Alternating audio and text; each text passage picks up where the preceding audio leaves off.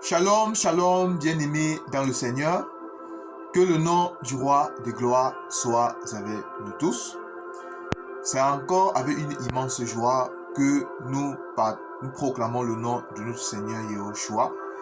Parce que comme nous l'avons toujours dit, c'est une grâce d'être appelé enfant de Dieu. C'est une bénédiction parce que nous croyons que le Seigneur nous a élus avant la fondation du monde. Nous croyons que tous ceux qui ont la sémence du Père ne peuvent que chercher le Père, ne peuvent que se sentir à l'aise là où il y a la présence du Père. Notre Père, c'est notre Seigneur Jésus, parce que c'est lui qui nous a engendré, le Seigneur. C'est le Seigneur qui nous a formés. C'est le Seigneur qui a fait de nous ses enfants avant la fondation du monde. Bon, adorer le Seigneur, c'est une grâce. C'est une bénédiction incomparable. Une grâce imméritée parce que ce n'est pas nous qui avons choisi le Seigneur, mais c'est le Seigneur qui nous a choisis. Tel qu'il dit dans sa parole, c'est pas vous qui m'avez choisi, mais c'est moi qui vous ai choisi afin que vous portiez des fruits. Alors, je vous salue de nouveau, bien-aimés dans le Seigneur. Alors aujourd'hui, l'enseignement aujourd'hui, à la lumière de la parole, va se porter sur une petite portion de l'écriture que nous allons prendre dans Luc chapitre 23, à partir du verset 28. Yahushua se tourna, Luc 23, 28. Yahushua se tourna vers elle et dit: Fille de Jérusalem, ne pleurez pas sur moi, mais pleurez sur vous et sur vos enfants.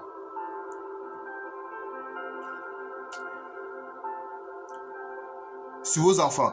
Car voici les jours viendront où l'on dira: heureux les stériles, heureux les entrailles qui n'ont point enfanté, et les mamelles qui n'ont point allaité. Car s'ils ont fait ces choses au bois vert, qu'arrivera-t-il au bois sec, bien-aimé?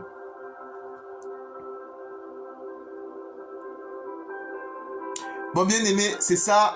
Aujourd'hui, nous allons essayer, à la lumière des Écritures, à la lumière de la parole de notre Seigneur Yahushua, de creuser pour comprendre ce que le Seigneur voulait nous dire, bien-aimé.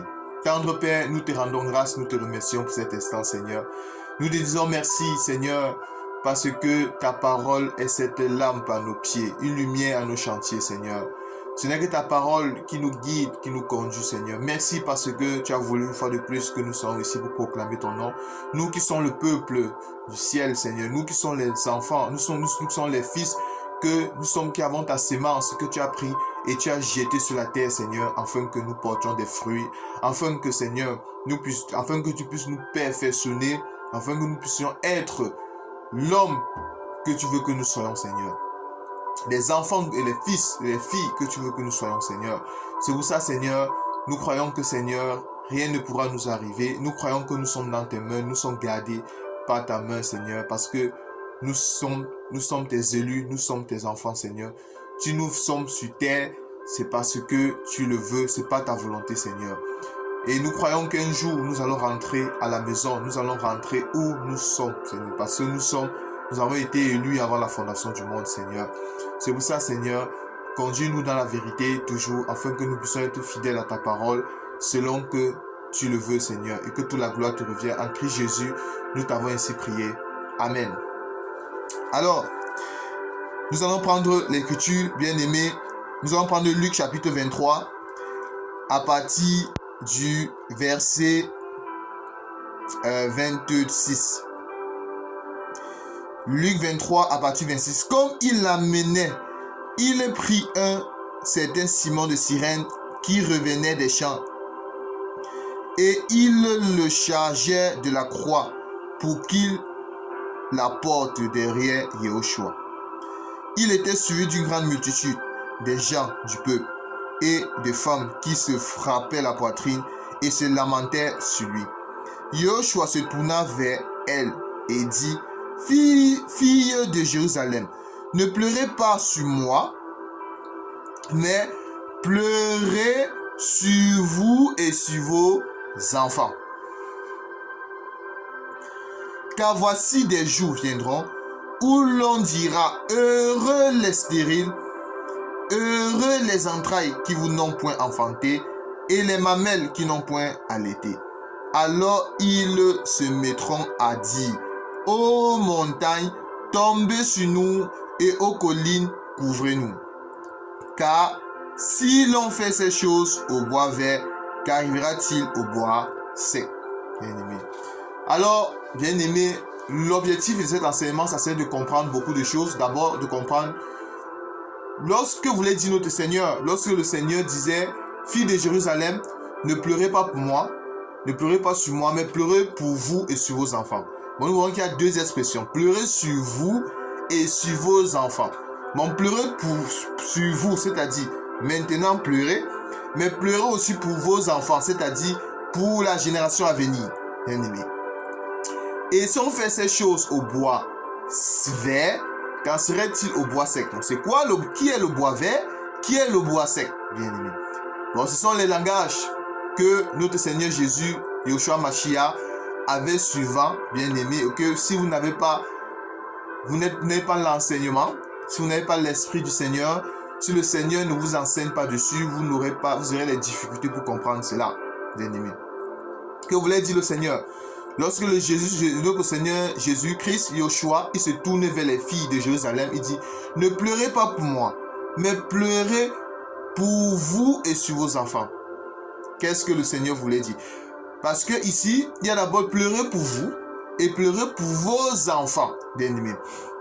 Pour comprendre cette écriture, lorsqu'on essaye de relire un peu en dessous, car voici, parce que ce qu'il faut savoir d'abord, c'est que lorsque le Seigneur dit pleurez pas pour moi, ne pleurez pas sur moi, parce que le Seigneur, déjà, sa mission, la première venue de notre Seigneur, sa mission c'était de mourir.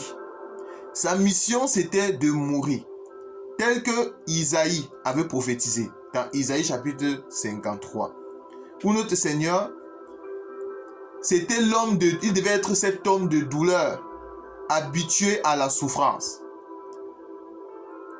C'était cet être qui a porté nos maladies, qui s'est chargé de nos douleurs, bien-aimés.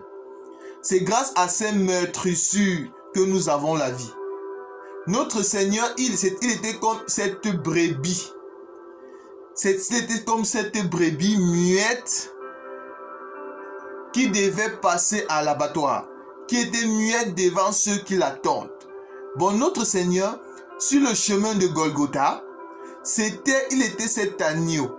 Il était cet agneau qui devait être immolé.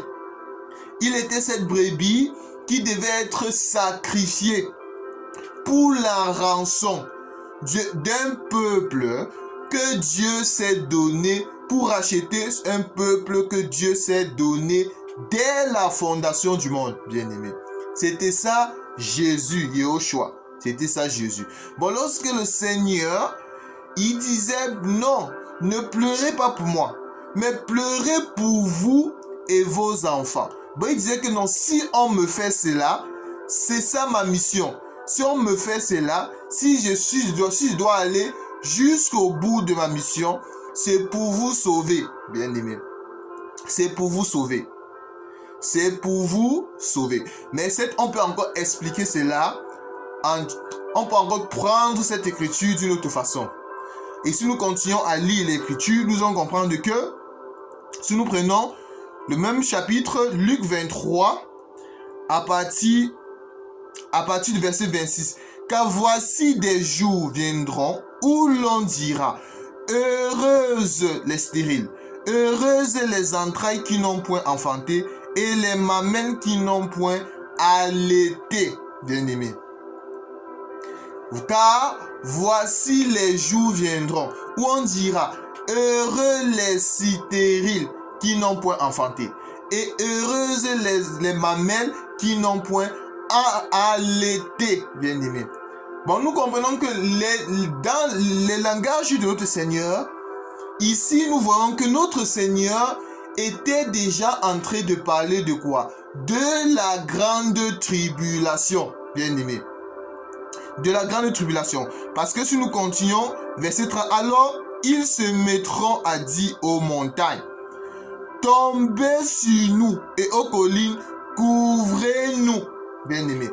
Bon, nous voyons qu'ici, les filles de Jérusalem, où le Seigneur Dieu, notre Seigneur Yehoshua, était en train de dire, ne pleurez pas pour moi, mais pleurez pour vous et vos enfants. Ici, le Seigneur était en train de dire, non, pleurez pour vous, c'est-à-dire, pour vous d'abord, c'est-à-dire, il y a deux peuples. Les filles de Jérusalem ici peuvent représenter dans la révélation deux peuples. Le premier peuple, c'est cette Ève qui doit souffre des douleurs de l'enfantement. C'est-à-dire, qui doit passer par la tribulation. Et la fille de Jérusalem, les filles de Jérusalem peuvent aussi représenter dans la révélation Ève dont les douleurs de l'enfantement doivent être augmentées, c'est-à-dire qu'ils vont passer par la grande tribulation, bien-aimés. Bon, le Seigneur, il était en train sur le plan prophétique, il prophétisait déjà le peuple qui doit subir quoi? La grande tribulation. Et ici, le Seigneur, il dit heureux. Heureux, il dit cela que voici les jours viendront où l'on dira heureux les stériles, heureux les entrailles qui n'ont point enfanté et les mamelles qui n'ont point allaité, bien-aimés. Mais la question qu'on doit se poser, pourquoi le Seigneur dit heureux, heureux les stériles qui n'ont point enfanté? Heureux les stériles, heureuses les stériles et heureux les entrailles qui n'ont point enfanté et les mamelles qui n'ont point allaité. Bon, nous comprenons que quelle est cette Ève où le Seigneur Dieu dit qui n'ont point enfanté et qui n'ont point allaité. Le Seigneur les traite de heureux.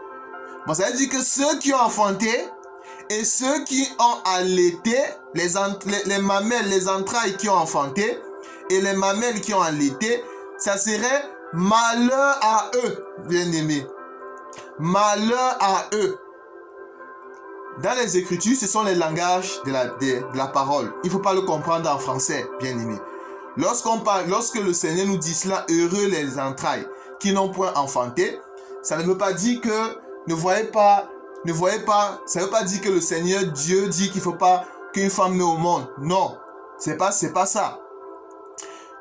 Pour comprendre cette écriture, nous allons aller dans Luc. Nous allons prendre Luc 21 toujours, avant de revenir dans notre chapitre de base. Luc 21, à partir du verset 23. Luc 21, 23.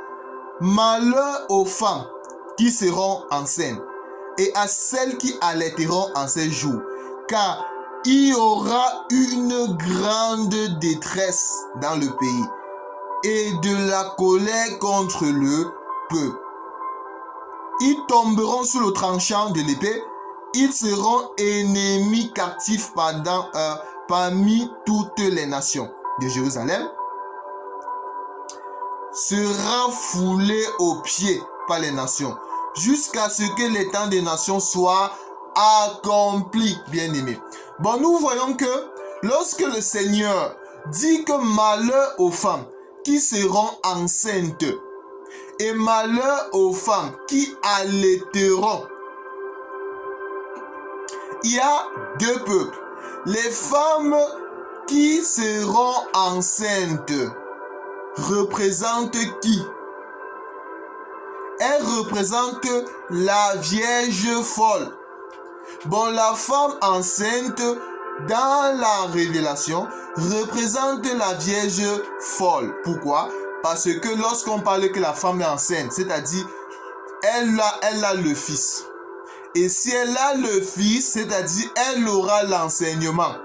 Parce que la Vierge folle doit rater l'enlèvement. Pourquoi? Parce que Matthieu chapitre 25, tout simplement parce qu'elle n'aura pas la réserve d'huile. Mais la Bible ne nous dit pas qu'elle n'avait pas de l'huile, mais elle n'avait juste pas la réserve d'huile. Mais elle aura quand même un peu d'huile. Elle aura quand même un peu, c'est-à-dire elle aura quand même l'enseignement. Et c'est cet enseignement qu'elle aura qui doit lui permettre, malgré les persécutions, malgré les douleurs de l'enfantement augmenté, elle doit accepter d'être immolée pour le nom de Jésus. Maintenant, qui sont les femmes? Lorsque le Seigneur Dieu dit, Seigneur Jésus-Christ dit, malheur aux femmes qui allaiteront, bien-aimés. Et nous comprenons que la femme a deux mamelles. Elle a deux mamelles. Elle allaite par deux mamelles. Il y a deux mamelles pour allaiter. Bon, la femme, pour allaiter, elle doit utiliser deux mamelles. Bon, quelle est cette femme qui doit allaiter, bien-aimé?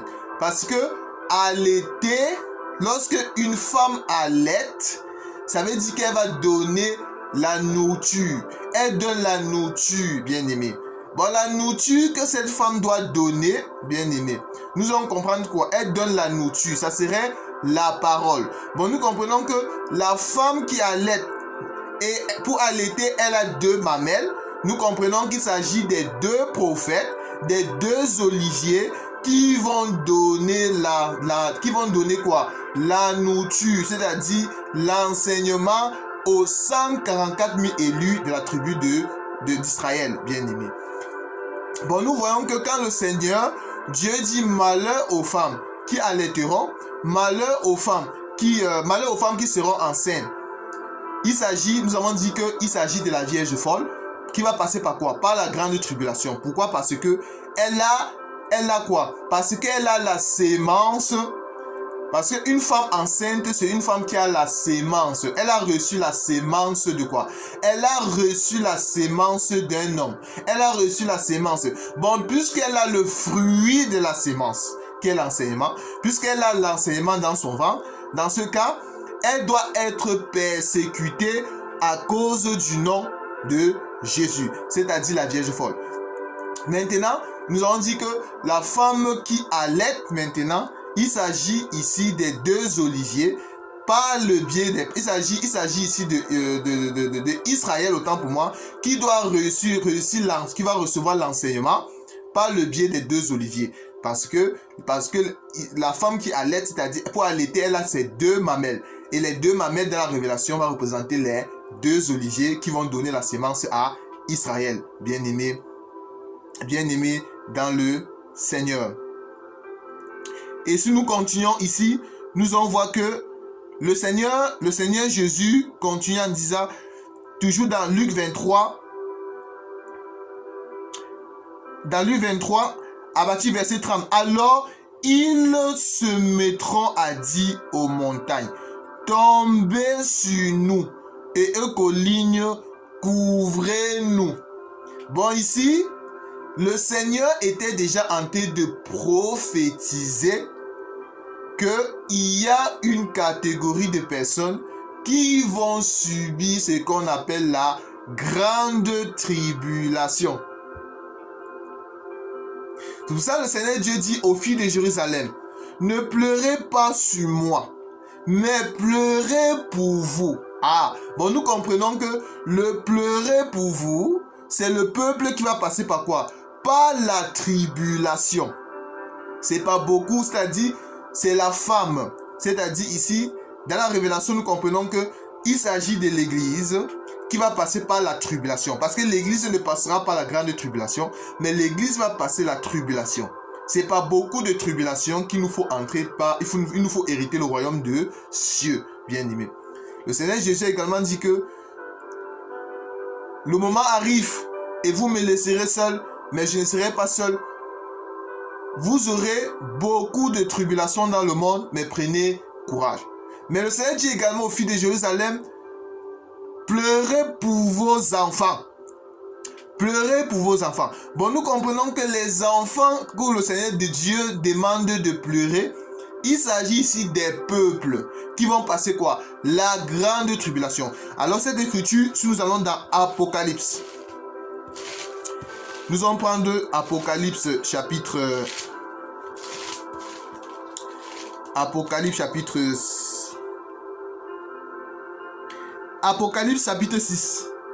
à partir du verset 15. Les rois de la terre, les grands, les chefs militaires, les riches, les puissants, tous les esclaves et les hommes libres se cachaient dans les cavernes et dans les rochers des montagnes. Et ils disaient aux montagnes et aux rochers, tombez sur nous et cachez-nous devant la face de celui qui est assis sur le trône et devant la colère de l'agneau, car le grand jour de sa colère est venu et qui peut subsister. Bien aimé. Bon, nous comprenons ici que le Seigneur, il était déjà en train de prophétiser le peuple qui devait passer par quoi? Par la grande tribulation, bien aimé. Et si nous continuons la lecture, toujours dans Luc chapitre 23, la Bible nous dit cela que, à partir du verset 31, car si l'on fait ces choses au bois vert, qu'arrivera-t-il au bois sec, bien aimé? Bon, nous comprenons que le bois vert, le Seigneur Jésus-Christ a dit dans sa parole, s'ils m'ont persécuté, ils vous persécuteront aussi. S'ils ont gardé ma parole, ils garderont aussi la vôtre, bien-aimés. Bon, nous comprenons que le bois vert, il s'agit de notre Seigneur Jésus. Et le bois sec, ça représente tout un peuple qui était sans Christ. Tout un peuple qui était privé du droit de cité. Ça représente tout un peuple qui n'avait pas le Seigneur. Ça représente tout un peuple qui était mort. C'est-à-dire dont le péché, c'est ça le bois sec, dont le péché domine sur eux. Bon, lorsque le péché domine sur toi, tu es un bois sec. C'est ça le bois sec. Lorsque le péché, lorsque tu es dans le monde, lorsque tu n'as pas rencontré le Seigneur, Yahushua, Christ Jésus, tu es un bois sec. C'est ça le bois sec. Bon, le bois sec représente ce peuple-là qui était sans Dieu. Ce peuple-là qui était sans Christ. Ce peuple-là qui n'ont pas la vie. Ce peuple-là qui ne sont pas attachés au cep, bien-aimés. Nous allons prendre une écriture dans Jean.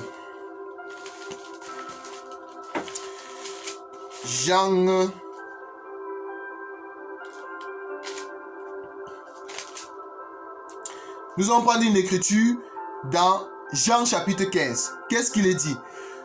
Verset 1er. Je suis le vrai cep et mon Père est le vigneron. Tout sarment qui est à moi et qui ne porte pas de fruits, il le retranche. Et tout sarment qui porte de fruits, il l'immonde afin qu'il porte encore plus de fruits. Bien-aimés. Bon, nous comprenons que notre Seigneur Yahushua, c'est lui le cep. En d'autres termes, notre Seigneur Yahushua, c'est lui le tronc. Et nous sommes les sarments. Nous sommes les branches. Pour que nous puissions porter du fruit, il faut qu'on soit attaché au cep. Il faut qu'on soit attaché au tronc. Parce que la sève,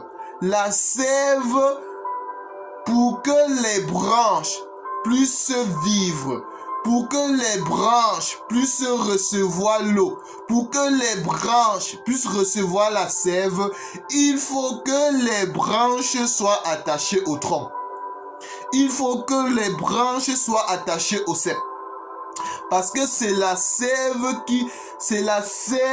qui circule dans le tronc, dans le cep, afin de distribuer sur les branches, afin de distribuer sur le sément, afin que nous, séments, nous ne devenons plus des bois secs, mais nous devenons les bois verts.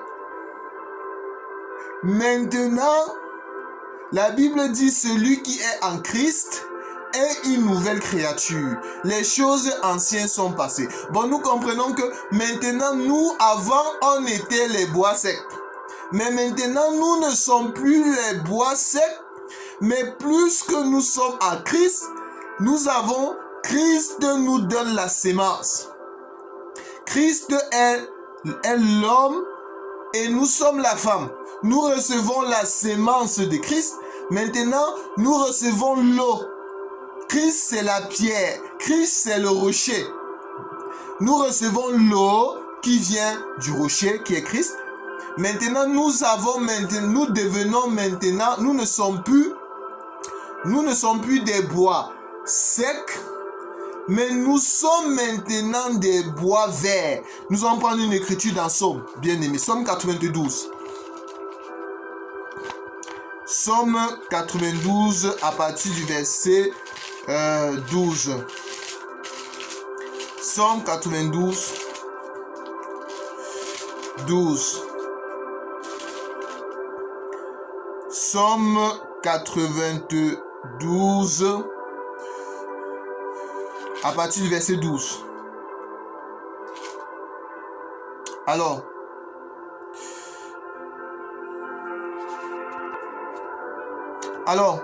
nous allons prendre Somme 92 à partir du verset 12. Mon œil se plaît à contempler mes ennemis et mon oreille à entendre mes méchants adversaires.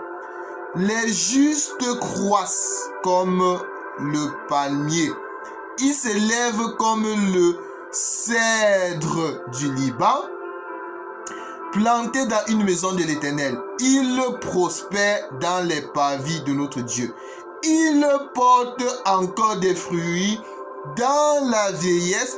Ils sont pleins de sève et verdoyants, bien-aimés. Ils sont pleins de sève et verdoyants. Bon, c'est le Seigneur.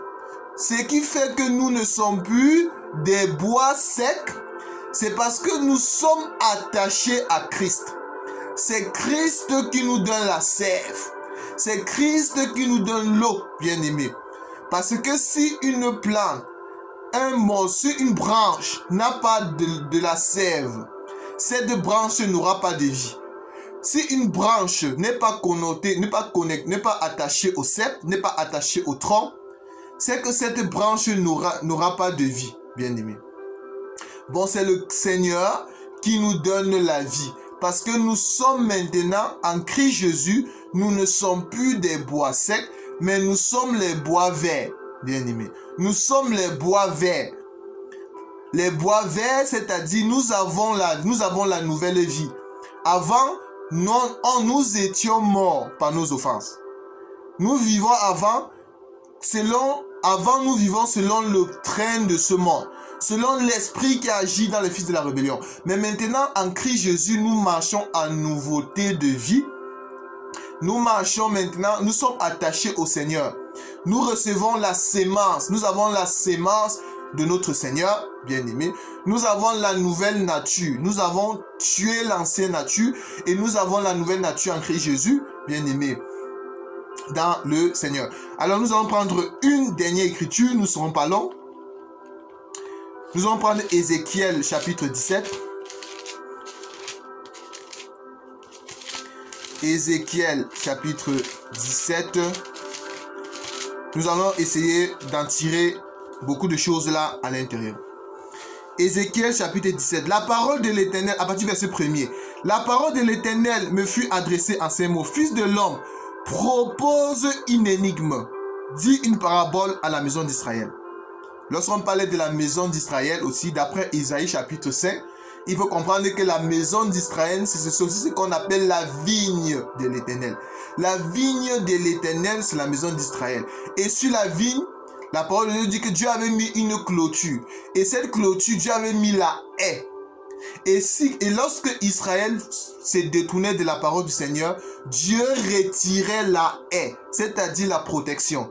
Et quand Dieu retirait la haie, alors les épines et les ronces se mettaient à croître.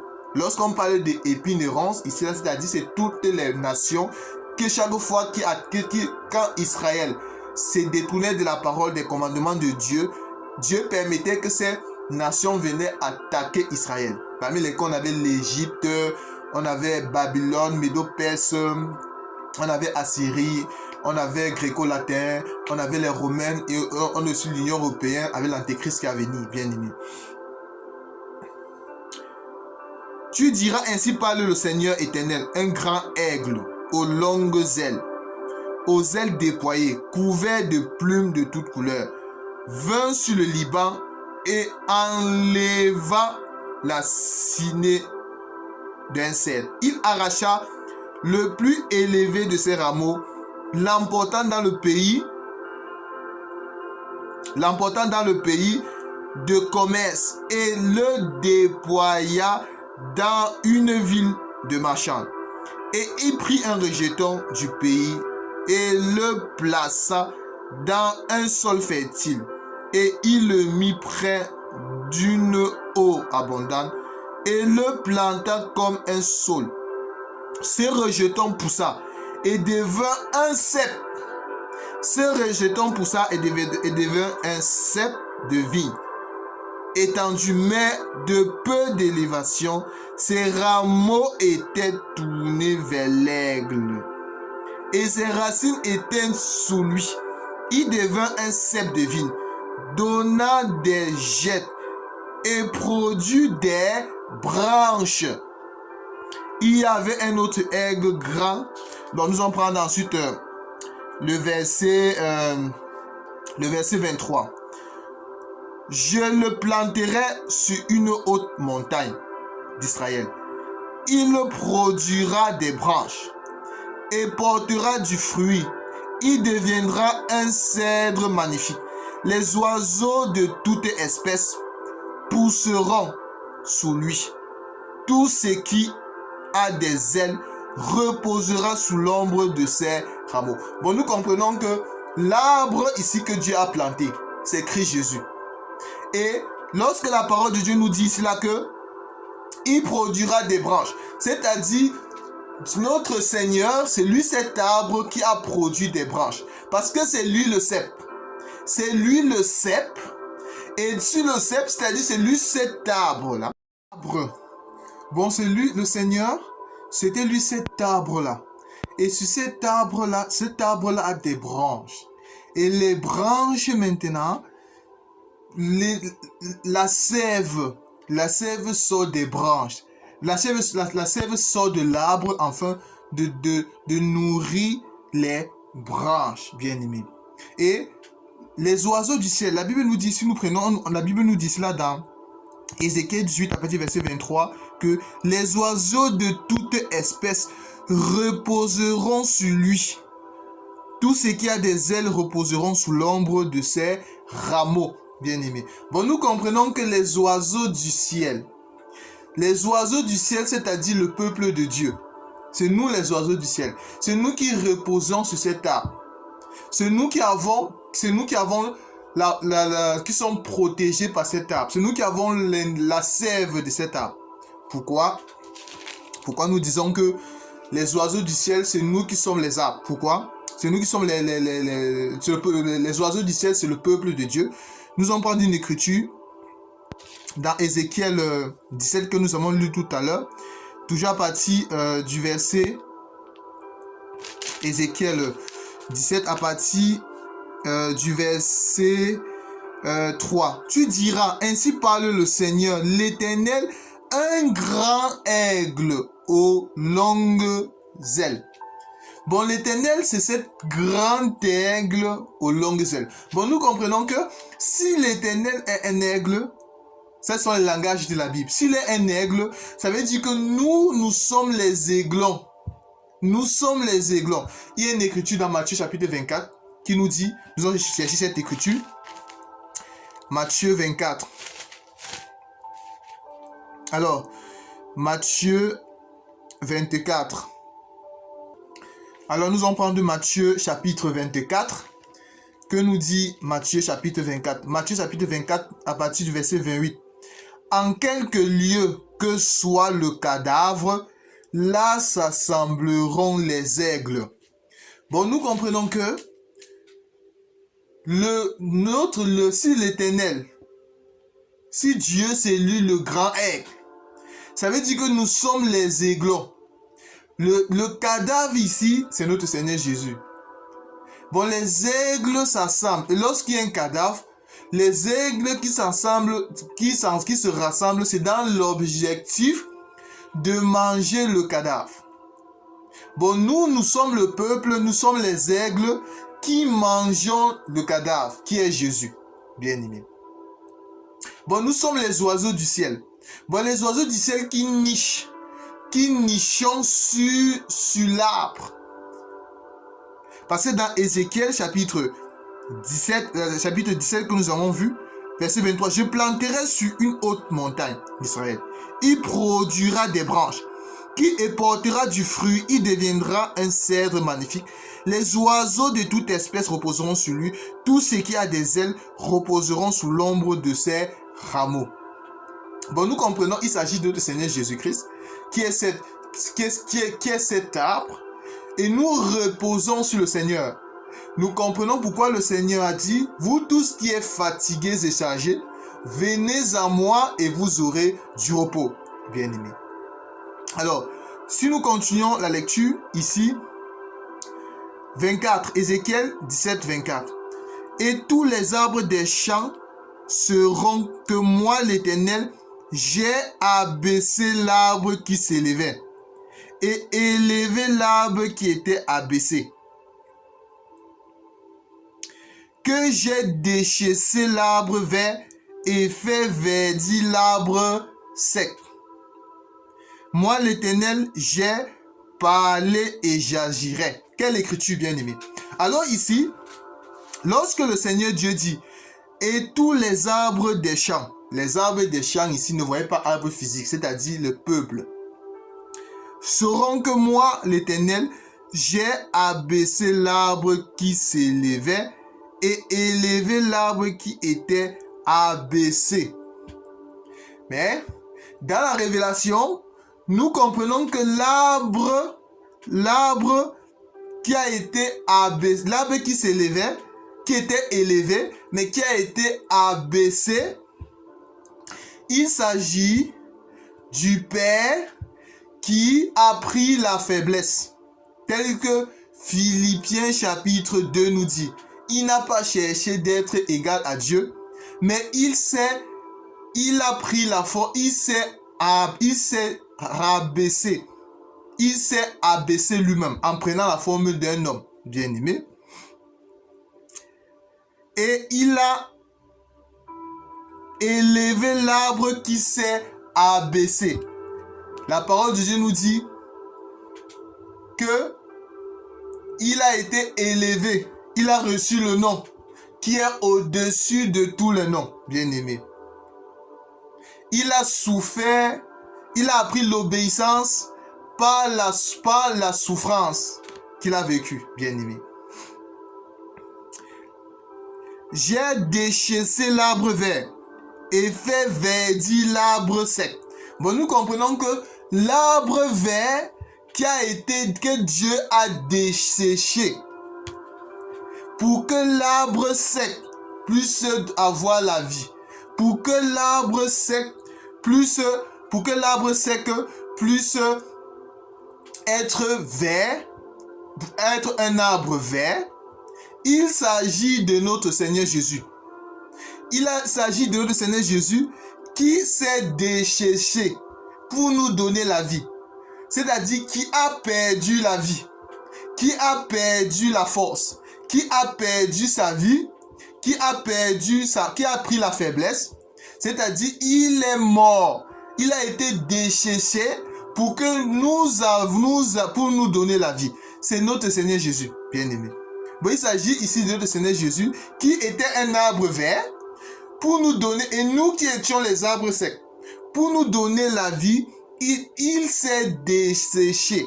C'est-à-dire, il a porté nos souffrances. Il a porté nos malédictions. Il a porté nos péchés. C'est grâce à nos meurtres, c'est grâce à ces meurtrissures que nous avons la vie, bien-aimé. Moi, l'Éternel, j'ai parlé et j'agirai, bien-aimé.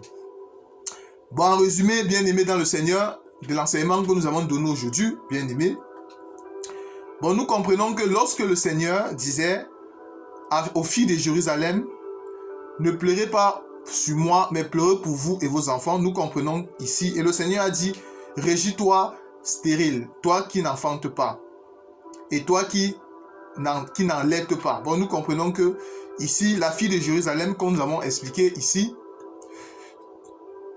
nous avons expliqué cela en deux dimensions. La première dimension, c'est que c'est une fille, cette fille de Jérusalem qui ne doit pas pleurer pour le Seigneur, mais doit pleurer pour elle d'abord.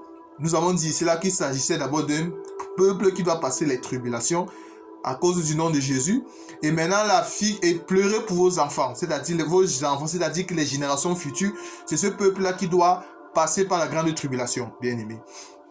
Et nous avons dit ici là que la femme, la fille stérile, résultat, la stérile qui n'enfante pas, ou qui n'enfante plus, autant pour moi, et nous avons dit que c'est stérile qui n'enfante, c'est que lorsque le Seigneur dit régis-toi stérile qui n'enfante plus et qui n'allait ou tes entrailles et qui n'allait plus, nous avons dit également qu'on pourrait expliquer cela par deux façons.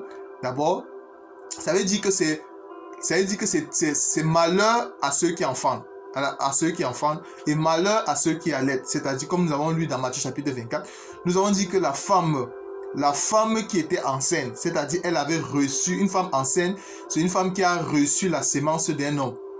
Et maintenant le bébé qui est dans le ventre, la sémence, c'est le produit de cette sémence-là. Et on nous a dit que la femme qui était enceinte, nous avons dit cela, qu'elle était enceinte du bébé qui est l'enseignement, bien aimé. C'était cette femme enceinte-là, parce qu'elle avait le bébé dans son ventre. Et on nous a dit que c'était la Vierge folle. Pourquoi? Parce que elle devait passer par la grande tribulation, mais parce qu'elle était enceinte, elle devait souffrir des douleurs de l'enfantement. C'était la Ève dont les douleurs de l'enfantement devaient être augmentées, bien aimé, parce qu'elle a le fils, parce qu'elle a l'enseignement. Et à cause de l'enseignement qu'elle a, elle doit être immolée, elle doit être tuée pour le nom de notre Seigneur Jésus. Également, la femme qui allait ses entrailles, bien aimé. Nous avons dit également que pour allaiter, il faut avoir deux seins. Les deux mamelles, bien aimés. Nous avons dit que les deux mamelles, c'est-à-dire c'est à partir des mamelles que la maman donne le sein, donne le lait à ses enfants, donne la nourriture à son enfant. Nous avons dit que la nourriture que cette femme qui allait devait donner, bien aimé, c'était l'enseignement. C'était l'enseignement. Nous avons dit que ça représentait dans la révélation les deux oliviers qui devaient donner la sémence, qui devaient sceller les 144 000 élus de la tribu d'Israël, bien aimé. Parce que c'est-à-dire, ces deux oliviers, c'est-à-dire ces deux prophètes de l'Apocalypse qui vont sceller, qui vont avoir l'esprit d'Élie et l'esprit de Moïse et qui vont sceller les 144 000 élus de la tribu d'Israël. Et ils vont également ils vont passer par la grande tribulation. C'est également Ève qui va souffrir, dont les douleurs de l'enfantement devaient être augmentées, bien aimé. C'est ce que nous avons dit. Et également, nous avons dit que l'Église ne verra pas la grande tribulation parce que l'enlèvement de l'Église, Dieu va retirer sa femme avant, bien aimé. Bon, bien aimé, nous allons nous arrêter là. Tendre Père, nous te rendons grâce pour cet enseignement que nous avons fait aujourd'hui, Seigneur. Merci parce que tu es bon, tu es tout puissant, Papa. Merci, Seigneur. Nous te remettons tout entre tes mains, Seigneur. Toi seul, Papa, qui as le contrôle, le monopole de la vie, Seigneur. Merci parce que tu nous gardes, tu nous protèges, Seigneur. Et tu nous relèves chaque fois et tu nous restaures, Seigneur. Donne, Seigneur Jésus, que nous mettons toute ta parole en pratique, Seigneur. Et que toute la gloire te revienne. En ton nom, nous t'avons ainsi prié. Amen. Maranatha, Maranatha, notre Seigneur Jésus qui revient bientôt. Portez-vous bien, à la prochaine selon que le Seigneur aura voulu. Amen.